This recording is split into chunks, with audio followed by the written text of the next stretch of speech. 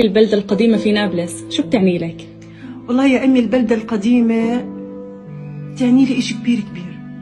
البلدة القديمة كانت روح أولادنا.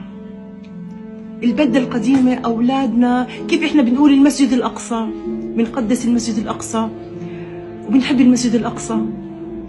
بنفس الوقت البلدة القديمة عندنا إياها مقدسة، نفس القداسة، نفس القداسة. يعني أولادنا الله يرضى عليهم أرواحهم كانت معلقة في البلدة القديمة.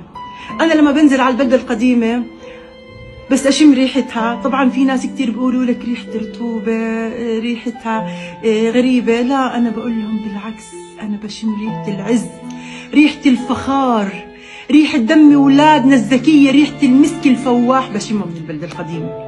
يعني أنا وأنا بمشي في البلدة القديمة في أزقة البلدة القديمة بقول من هون مش إبراهيم، من هون يتحرك إبراهيم. يعني بحس فيها روح، روح حية نابضة بالحيوية، نابضة بنفس الوقت بدها النصر، بتقول انصروني. مثل ما المسجد الأقصى بقول انصروني، عندنا البلدة القديمة بتقول انصروني.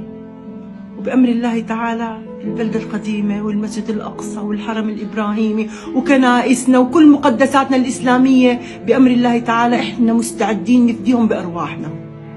والله يرضى عليهم أولادنا ويكرمهم يا رب يا الله بالفردوس الأعلى يا رب يا الله، ويجمعنا فيهم بجاه رب العالمين. ومنرد بنقول البلدة القديمة هي قلب نابلس.